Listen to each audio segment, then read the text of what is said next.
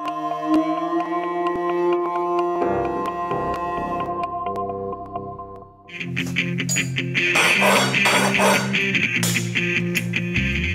this is my oxyacetylene setup. Here's my MIG welder. This is a belt sander that I haven't quite got working yet. And here's my old arc welder that I inherited. This is my TIG welder, which is pretty much my favorite machine.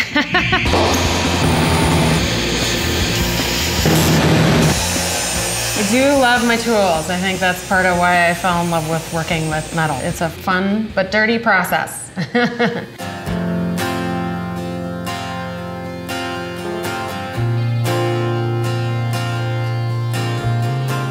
I think what I'm most recognized for now is constructed metal pieces, either wall pieces. I do a number of different wall series. I also do large-scale installations and large-scale sculptures and custom furniture. But I think the thing that people recognize most is my work as a patina and how I work with the surface and do a number of different effects or finishes.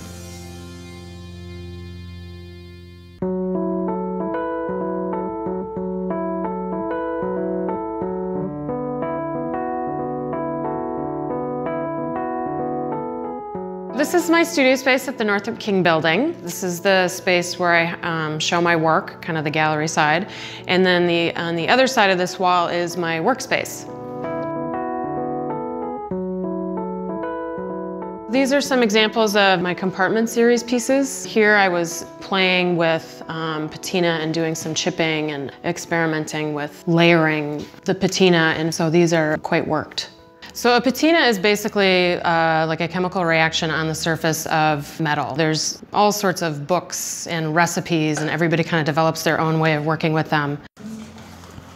So this is a wall hanging. Now I'm going to apply sort of the first part of the patina. It's basically like a salt chemical that I dissolve in water, and then you can apply it all sorts of different ways, but I'm just going to brush it on.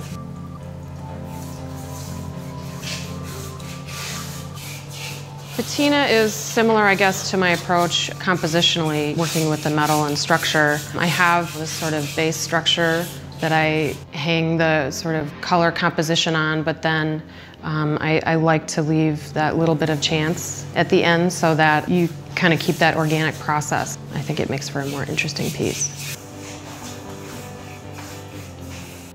So depending on how I treat the surface before I apply the patina, it can go actually pretty quickly. And then it's a matter of, do you rinse it and do more reapplications, and how far do you want to take it or stop it?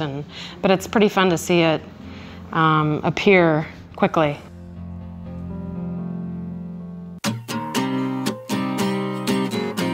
This is a freestanding sculpture. It's part of my Full Circle series. It's all mild steel, and I had envisioned this going outside, so I started the patina and would see it just continuing to oxidize or rust to that nice kind of deep red patina. Over here is an example of an earthwork series piece, and you can see some of the texture that I've worked with my arc welder, and I've gotten the natural patina and then added some pigment and epoxy top coat. That's kind of the glossier finish. I like to use a lot of different machines to achieve different textures and weave them into the compositions of the piece. Line is a really important part of my work, and I like to work with that element, you know, sort of a drawing element, using a torch and oxyacetylene setup.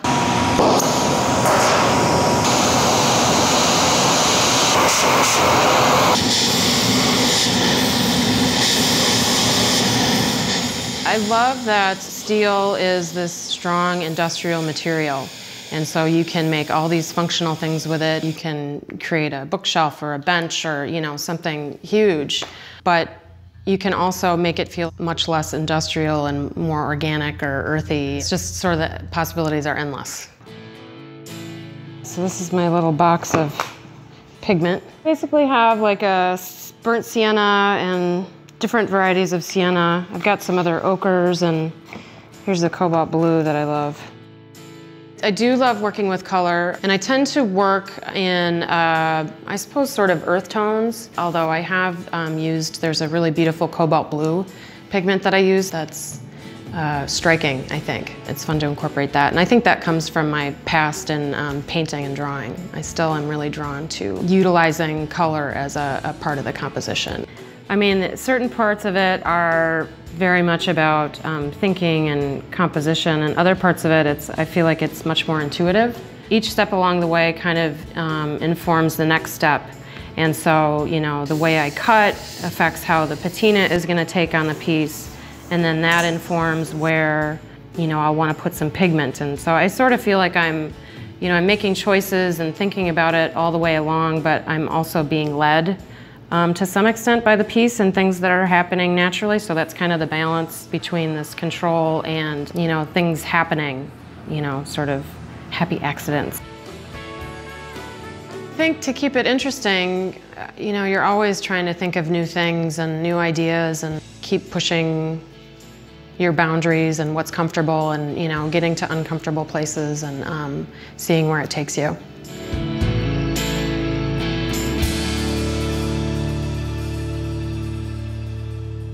Minnesota Original is made possible by the Arts and Cultural Heritage Fund and the citizens of Minnesota.